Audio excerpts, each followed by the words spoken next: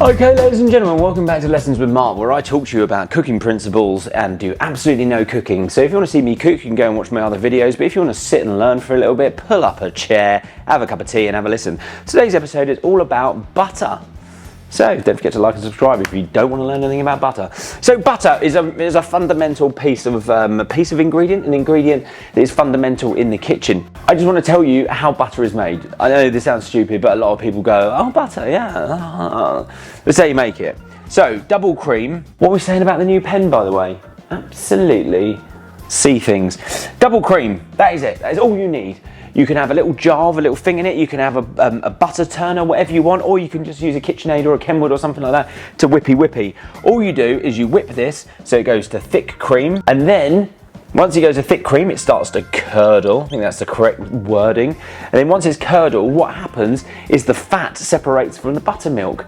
It's that simple. So you get left with a big blob of this, and let's just do a cup of buttermilk like that, right? Fantastic. What a wonderful invention. Once you've done this bit, then all you need to do is take the fat, put it into cold water, and you're basically just squidging out the rest of the buttermilk. The buttermilk is the stuff that will make it go sour, that will taint the flavour. So if you don't get lots of that out, the butter can go a little bit weird. So spend a bit of time in the water, squidge with squidge, lovely jubbly. This butter then can be turned into whatever you want. You can turn it into garlic butter, smoked butter, garlic and chive butter, chili butter and doja butter, anything. Or you can just keep it as unsalted butter.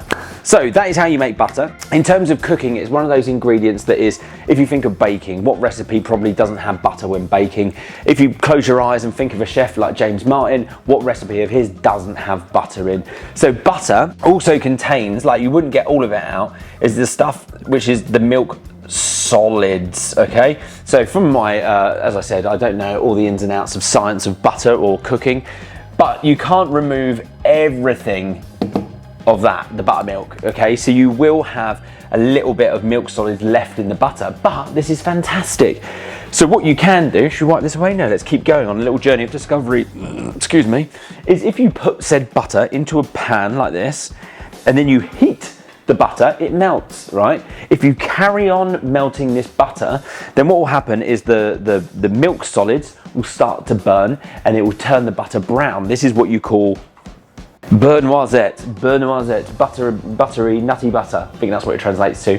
So if you burn those milk solids, you'll get a beurre noisette. If you melt in a pan or a microwave or whatever you want to melt, and don't raise the temperature very high, what will happen is your butter will melt, the milk solids will float to the top and sink to the bottom. If you leave it to cool, skim those bits away, strain the butter out. This is clarified butter, or what the Indians would call ghee. So it's taking out this milk solid section and you're just left with this pure fat. What that allows you to do is it allows you to cook with it like oil. So if you was to put some butter in a pan and go, I'm gonna do fried eggs, and then you get it really hot, you crack your eggs in, then all of a sudden your butter's going to start to burn. You may get a nutty flavour if you catch it at the right time, but it will burn and start to taint flavours.